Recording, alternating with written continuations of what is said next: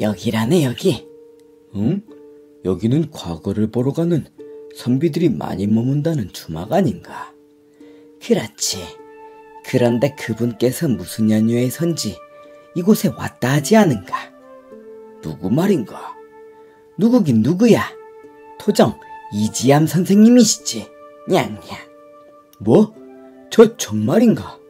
그 앞니를 귀신같이 맞추신다는 그 토정 이지암 선생님 말인가? 아, 그렇다니까. 어서 들어가 보세.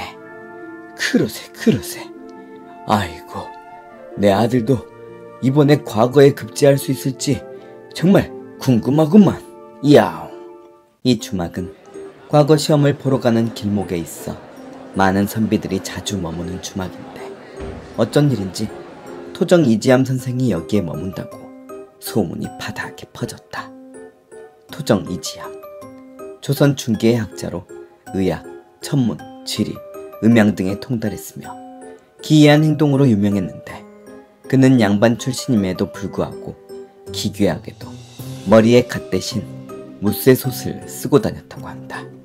하하, 뭐 쓰잘데기 없는 갓을 머리에 이고 다니느니 내 머리에 솥을 이고 다니면 언제든 밥을 편히 지어 먹을 거다니요. 냥냥.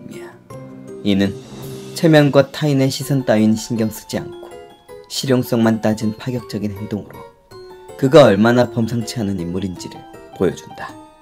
하지만 무엇보다 이처럼 토정 이지암 선생이 유명한 이유는 미래를 기가 막히게 잘 맞추기 때문이었는데, 역시나 과거를 보러 가기 위해 머물렀던 여러 선비들이 혹시나 하는 마음에 몰려와 이지암 선생의 모습을 드러내길 기다리고 있었다. 잠시 뒤 문이 열리고 드디어 이지암 선생이 모습을 드러냈다. 오, 나오셨어. 뭐야, 머리에 솥을 쓰고 다니신다던데 정말이네 그려? 그러게, 참 기이한 분이시구먼. 그리고 한편 그 즈음에 한 누추해 보이는 가난한 선비가 이 주막에 도착하였다. 그는 지방에서 노모를 모시며 사는 효자 박씨였는데, 과거에 급제하여 고생하시는 노모를 편안하게 모시는 게 목표였다. 아이고, 힘들다. 이곳에서 하루 묵어야겠구나. 응? 그런데 왜 이리 사람들이 모여있지? 이보시오, 무슨 일이라도 났소? 어허, 저기 앞에 계신 분 뵈러 왔지요. 저분이 누구신데요? 허허, 딱 보면 모르겠어. 저 머리에 솥, 토정 이지암 선생님 아니요? 하참. 아, 그 미래를 기가 막히게 맞추신다는 그분 말입니까? 그렇소. 놀라움과 신기함에 박씨는 앞쪽으로 발걸음을 옮겨본다. 저 토정 이지암 어르신, 어찌 이곳에 와서 머무르게 되신 겁니까? 하하하, 미천한 재주를 가진 것뿐인데 많이도 모였군 그래. 내 솔직히 말하자면 이 주막에서 장원급제가 나온다길래 한번 들러본 것이네. 얼굴이나 볼까 하고 말일세. 오, 뭐야, 난가? 오, 장원급제라니 난가보다. 이곳에서 이번 과거 시험에 장원급제가 나온단 말에 주막은 순식간에 웅성거리고 사람들은 흥분하기 시작했다. 그런데 그때 이보게 자네. 이지암이 마침 한 명을 지목하는데, 아까 방금 홀로 올라왔던 박씨가 아니던가. 예? 저 말입니까? 그래, 자네 말일세. 이리 가까이 좀 와보게. 아, 예. 뭐야, 저 녀석이 장훈이야?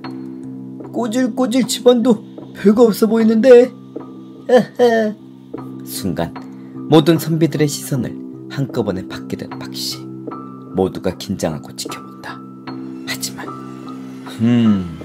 자네는 이번 과거 시험에 급제할 운이 전혀 없으니 서운하겠지만 시간 낭비, 돈 낭비하지 말고 그냥 고향에 돌아가시게. 예? 그게 무슨... 자네 여비도 늙은 어머니께서 홀로 바느질하며 힘들게 마련해준 돈이 아니던가. 신통하게도 박씨의 사정을 모두 알고 있는 토정 이지암 선생. 그걸 어찌... 자넨 아직 짐도 풀지 않은 것 같은데 그 돈 낭비하지 말고 얼른 고향으로 돌아가시게. 냥냥. 그리고 그 남은 돈으로 장사하며 늙은 노모 모시며 조용히 살게나. 그게 자네 효도하는 길이야. 냥냥. 이게 무슨 청천벽력 같은 소리란 말인가. 그럼 그렇지. 역시 저렇게 꼬질꼬질해 보이는데 어찌 장원급제를 하겠어. 갑작스런 상황에 민망해진 박씨는 뒷걸음질치며 도망치듯 그 자리를 빠져나왔다. 저마다 자신이 장원급제냐며 묻는 사람들을 뒤로 하고. 나이 드신 어머니께서 내가 합격하기만을 기다리고 계시는데 어찌 이런. 그것뿐인가. 내가 과거 급제를 목표로 공부를 얼마나 열심히 했던가. 그런데 떨어진다니 이게 말이 되는가. 하늘이 무너지는 것 같은 청천벽력 같은 말에 아연실색해진 박씨는 멍한 느낌에 주막을 나와 터벅터벅 힘없이 걷다가 어느 집 담벼락 밑에서 깊은 고민에 잠겼다. 시험을 보기도 전에 이대로 고향을 돌아가자니 날 위해 그동안 고생하신 어머니 얼굴은 어떻게 뵐 것이며 동네 친구들은 또 나를 얼마나 비웃겠는가. 냥냥. 하지만 다른 분도 아니고 대학자이신 이지암 선생님께서 저리 말씀하셨는데 그 말을 무시하고 과거를 보러 가자니 그러다 낙방이라도 하면 난 그날부로 토정 선생님의 말씀까지 우습게 여긴 놈이 될 것이 아닌가. 이러지도 저러지도 못하니 이를 어쩌면 좋단 말인가. 박씨는 절망에 빠져 고민하며 땅바닥을 내려보는데 마침 개미들이 줄을 지어 자신의 앞을 지나가는 모습이 눈에 들어왔다. 하나 둘 하나 둘 하나 둘 하나 둘. 너흰 고민 없이 그냥 제 갈 길만 가면 되니 차라리 너희가 부럽구나. 개미들은 그 뒤로도 쭉 열을 지어 이동하고 있었다. 그런데 어딜 저렇게 열심히 가는 것일까? 냥냥. 박씨는 숨도 돌릴 겸 이 개미들이 어디로 향하는지 호기심이 일어 선두 쪽 개미를 향해 걸었다. 얼마 지나지 않아 선두에서 가고 있는 개미들을 발견할 수 있었는데 무심코 그 위를 보니 비탈진 곳에 항아리가 놓여 있었고 그 항아리엔 물이 가득 차 금세라도 넘칠 듯이 찰랑거리고 있었다. 이 항아리는 부엌에서 쓰고 버린 허들의 물이 대나무 배수관을 타고 항아리에 떨어지게끔 되어 있었고 물이 가득 차게 되면 자체 무게로 비탈길 쪽으로 자연스레 기울어지며 물이 쏟아지도록 만든 구조였다. 거의 차서 출렁거리는 것이 누군가 한 번만 물을 버리면 그 독이 기울어져 이동하고 있는 개미들을 향해 쏟아지게 생겼다. 저러면 이 불쌍한 개미들 대부분이 물에 떠내려가 죽게 될지도 모르겠구나. 냥냥.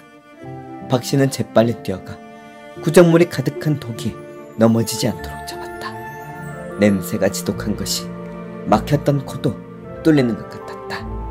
하지만 이를 이대로 두면 개미들이 위험해지니 자신의 옷이 더럽혀짐에도 불구하고 힘들게 옮겨 바로 옆 도랑에 모두 부어 버려버렸다. 그렇게 빈 독을 제자리에 두고 개미들을 다시 돌아보니 개미들은 영문도 모른 채 가던 길을 계속해서 가고 있었다. 휴. 옷은 구정물에 젖어 안 그래도 낡은 옷에서 냄새까지 배어 쉰내가 풀풀 났다. 그래도 저리 제갈길 별탈 없이 가는 개미들을 보니 뿌듯했다. 하지만 그것도 잠시 잊혀졌던 고민이 다시 몰려오며 박씨의 머릿속은 복잡해지기 시작했다.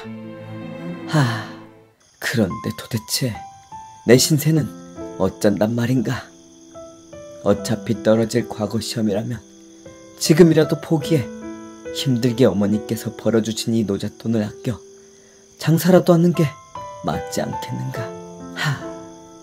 자네 거기서 뭐 하는가? 벌써 날이 어두워져 이제 가까이 가야 상대방이 누구인지 보일 정도가 되었다.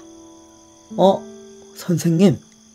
박씨에게 다가온 사람 토정 이지암 선생이었다. 아니, 자네는 아까 내가 낙방할 운이니 고향으로 내려가 했던 그 젊은이가 아닌가? 아, 예, 그렇습니다. 내 말이 좀 심했을 것 같은데 너무 서운해 말게. 괜히 먼 길까지 와서 돈만 버리고 합격하지 못하는 것보다 시간도 돈도 절약하라고 내 일부러 해준 조언이네. 게다가 노모께서 힘들게 모아주신 돈이 아니던가. 아, 예, 그래.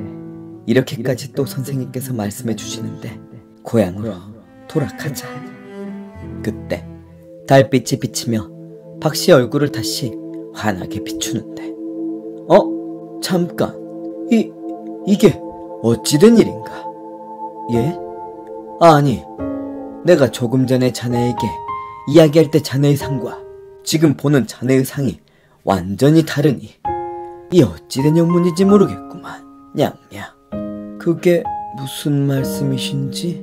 내 분명 아까 잘못 볼 리가 없건만 지금 자네 얼굴에서 광채가 나고 서기가 충천하니 과거에 급제하고도 남을 상이란 말일세. 자네였구만. 자네였어. 예? 도대체 그 잠깐 사이에 무슨 일이 있었던 것인가? 저는 어르신께서 도저히 무슨 말씀을 하시는지 전혀 모르겠습니다. 아니네. 잠깐 사이에 자네의 상이 아주 귀한 상으로 바뀌었다네. 분명히 무슨 일이 있었을 테니 내게 숨김없이 말을 해보시게나. 전혀 아무런 일도 아차, 설마? 예, 아까 이곳에서 개미들이 지나고 있는데 저기 장독이 기울어지며 물을 쏟으면 여기 개미들이 다 죽을까봐 제가 그 항아리를 옮겨 물을 비워주었습니다. 그랬구만. 그랬어. 별것 아닌 일이라 하는 이도 있겠지만 그 선행은 수백, 아니 수천의 죽을 생명을 살렸으니 어찌 하늘이 감동하지 않을 수 있겠는가.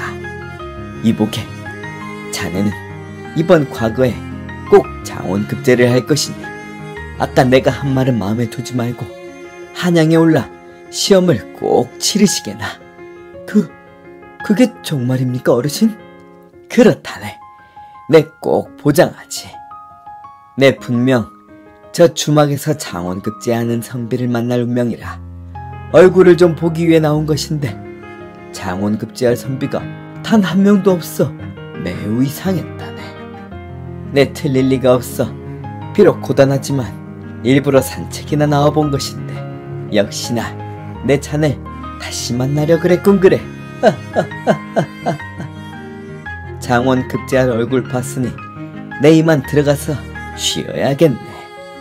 그리곤 다시 주막 안으로 들어가 버리는 이지암 선생. 과연 이후 박씨는 토정 선생님 말씀대로 과거에 응시하였는데 역시나 장원으로 당당히 급제하였다. 그리고 늙은 노모를 편안히 모시며 효자 노릇을 톡톡히 했다고 한다. 구독자님, 아무리 각박한 세상이라지만 이 선비가 한 것처럼 우리가 행한 선행은 반드시 복으로 되돌아오는 법입니다. 내 이 토정 이지암이 보장하지요. 그러니 구독과 좋아요, 댓글로 베푸신 이 작은 선행 역시 구독자 여러분의 상을 바꾸어 복이 가득한 사람으로 바꾸어줄지도 모릅니다. 그러니 아주 쉬운 선행부터 실천해 보시지요. 감사합니다. 냥.